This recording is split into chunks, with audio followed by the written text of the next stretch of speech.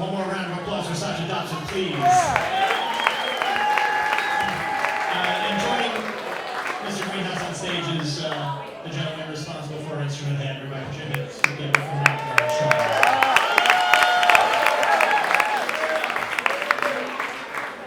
Congrats, this is awesome. And as always, you brought so many people together, so thank you for doing this. So Weintrob and I have known each other for, I would say, about 20 years. When we first met, I just started at Relics. He was living in Colorado. We've worked together, and I followed his career as he moved from New York, Nashville, and everything from the biggest events ever, like Fairly Well, to DIY venues in Brooklyn, and everything in between, and truly international because of Jam Cruise and some other events we've done.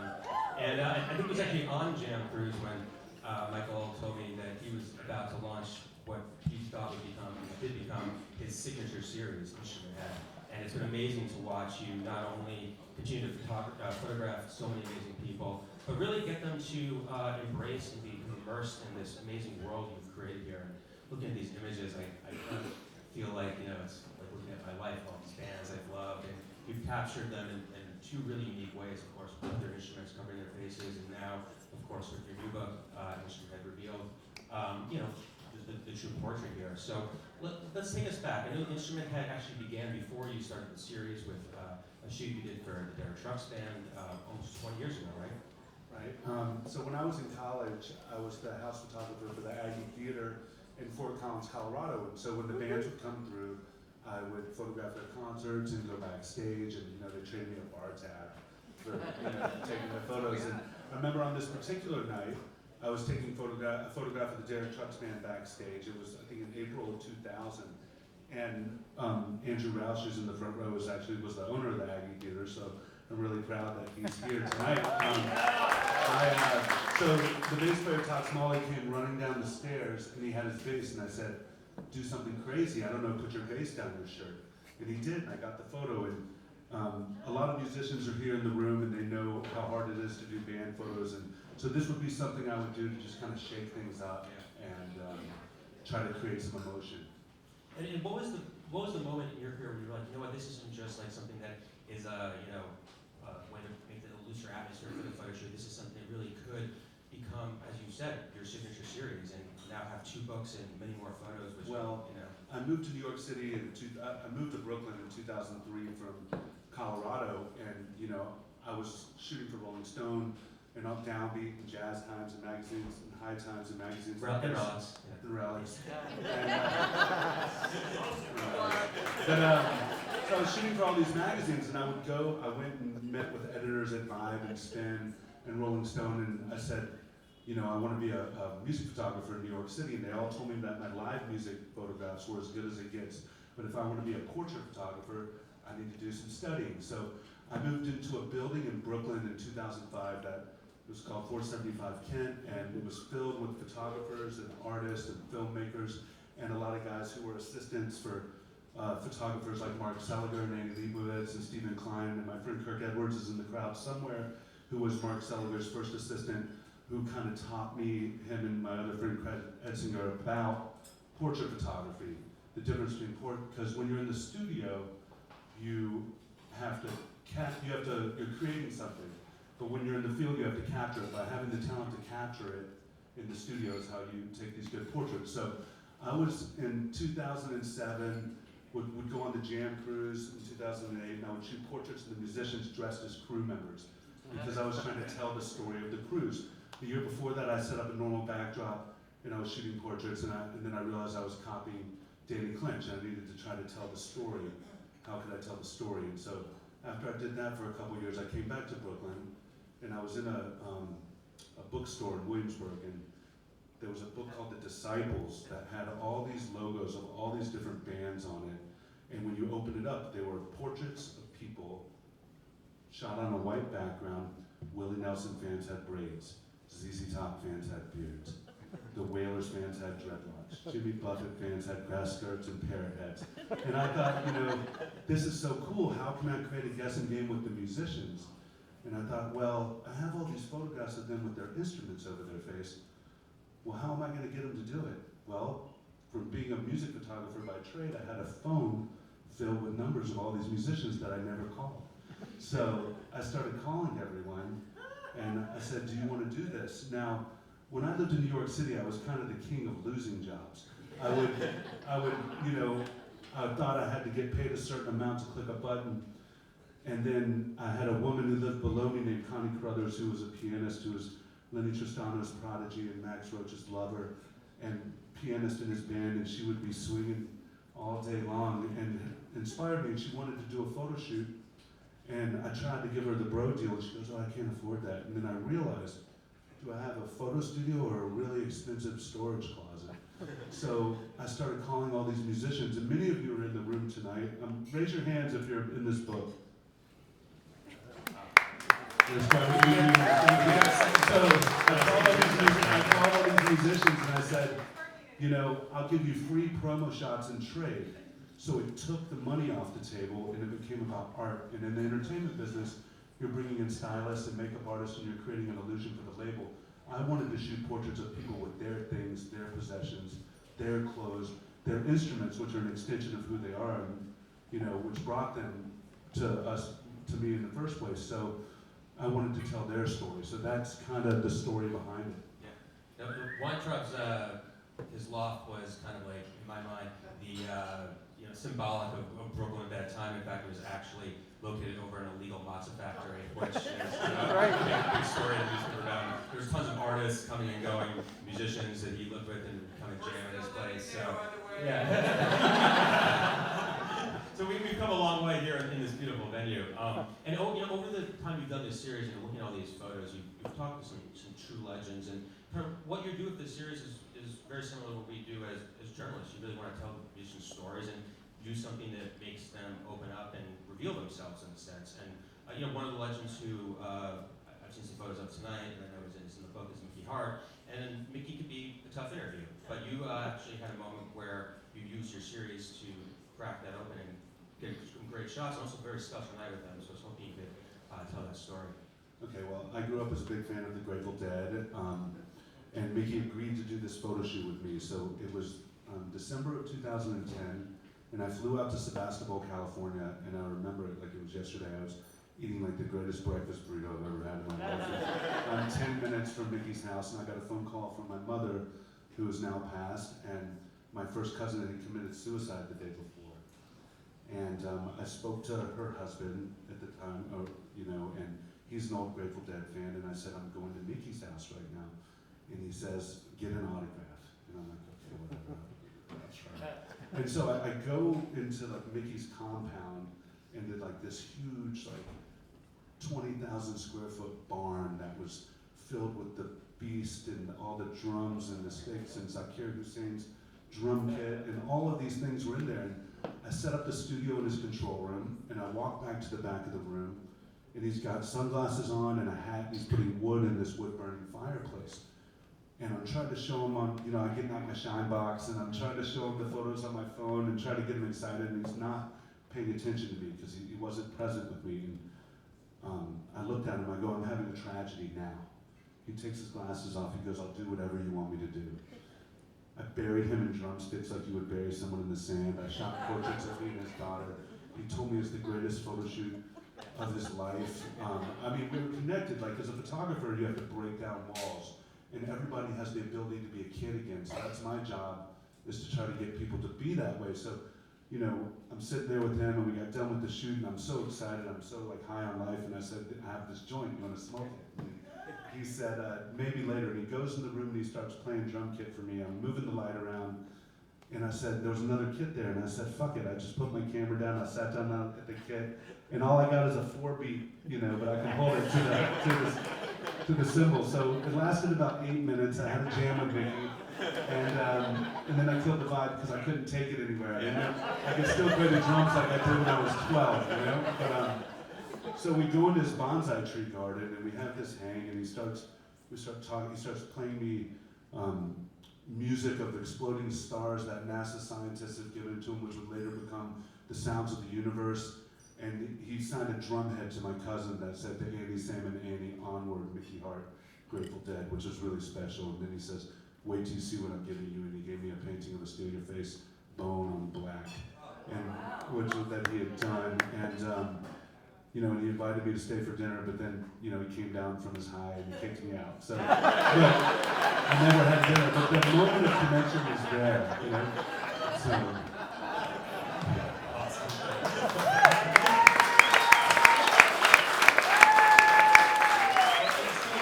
Childlike wonder, this great shot you have of Bootsy and the rubber band. What's the story behind that? Well, I remember that was also in 2010. I was at the Gathering of the Vibes Festival, and I had all my camera gear stolen. They broke into my car and stole all my gear.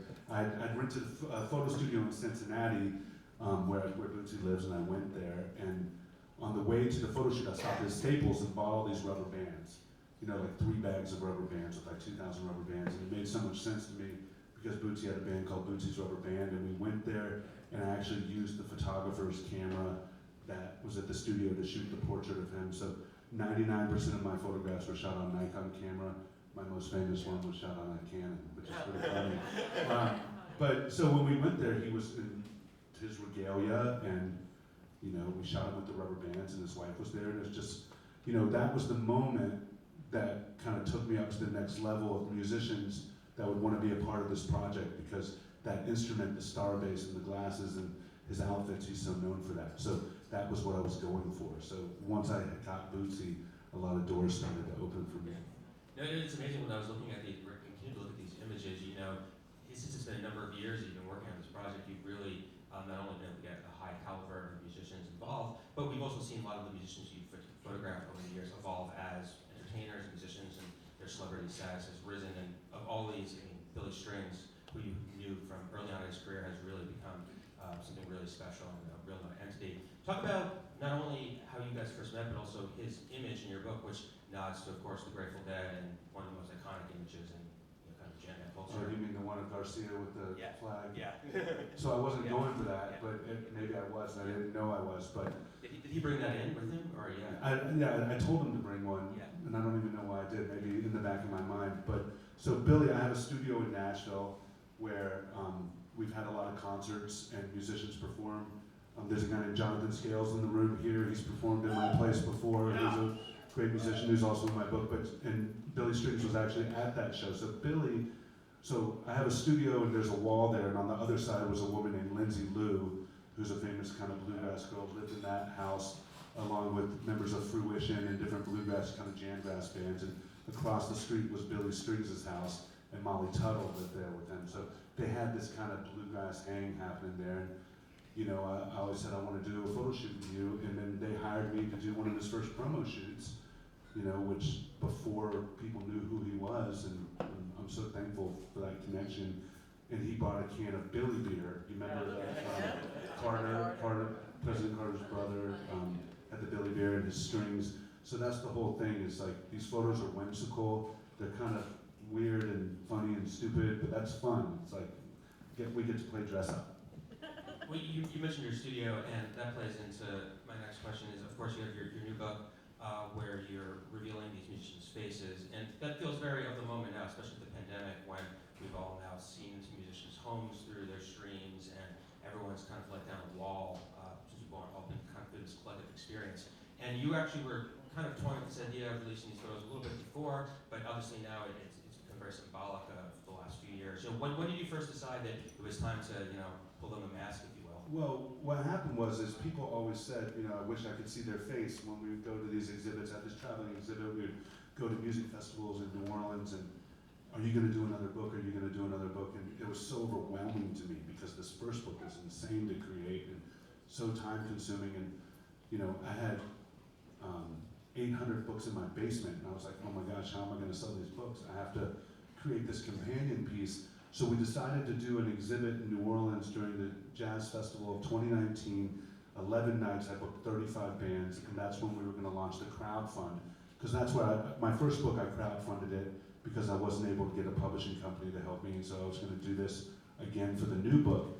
Well, the pandemic hit, and everything shut down, and the show never happened, and the whole world shut down, right? So I had a studio in Nashville. I have a friend of mine who was a kind of audio engineer for this band, Green Sky Bluegrass, and brought their old tour rig into my studio.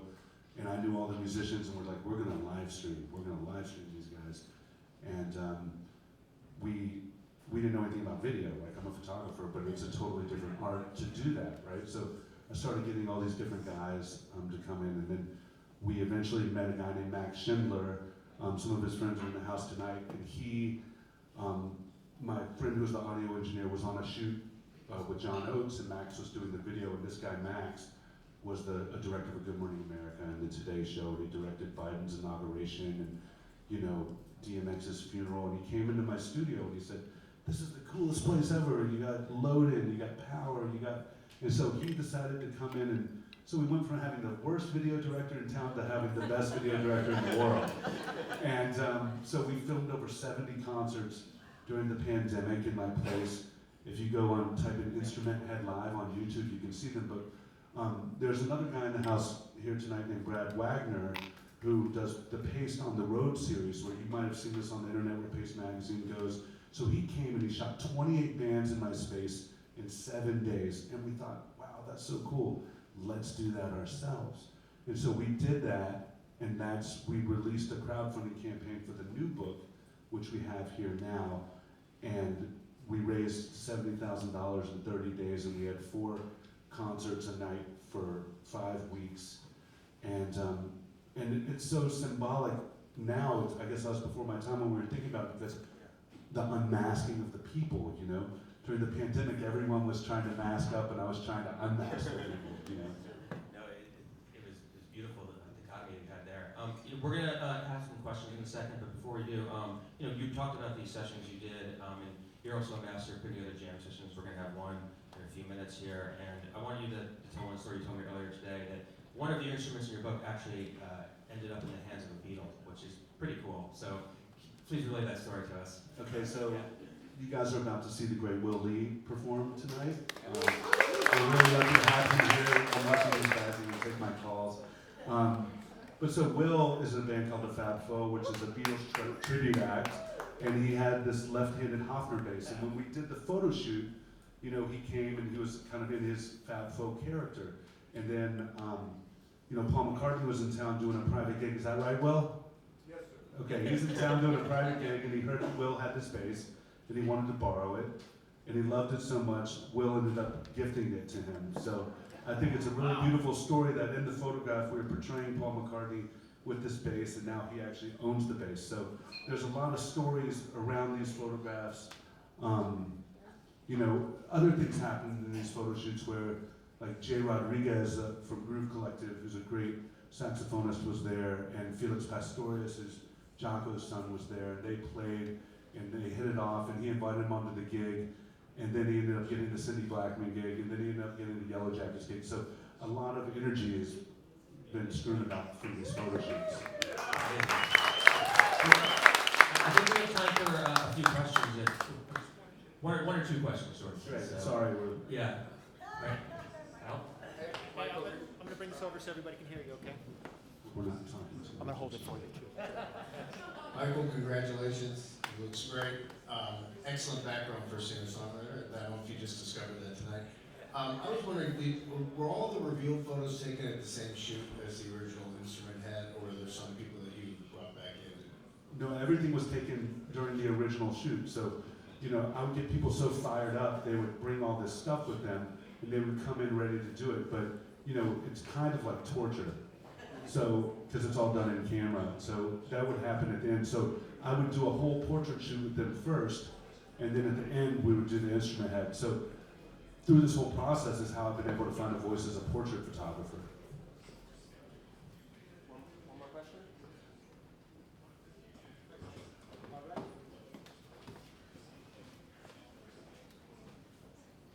Hey Michael, you said this before. Thanks for having me. This is terrific. Tell us about the story of where do you do all the photo shoots? Was that your studio or elsewhere? Well, when I was living in Brooklyn, I had my place in this 475 Kent building I was talking about earlier, and then I decided I needed to go on the road. So I started going to major cities, and I would go to music venues because there were big open rooms that were empty during the day, and all the musicians would know where it is. And I would go to these towns, and I would know a couple people in each town, and I'd say, who do you know that's known for their look or their style or their instrument? And that's how I started meeting all these musicians in these different cities. I later moved to Nashville, where I have a studio there now, and that's where my home base is. All right, everyone. One more round of applause. Instrumenthead.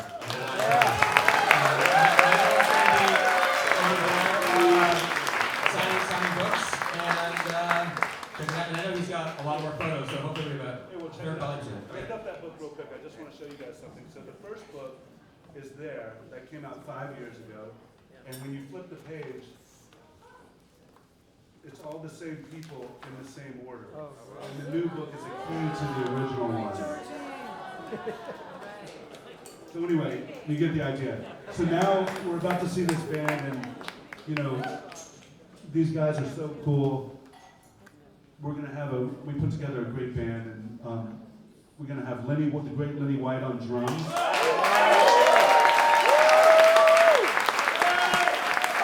From the Return of Forever and Miles Davis. We're gonna have Osnoy on guitar.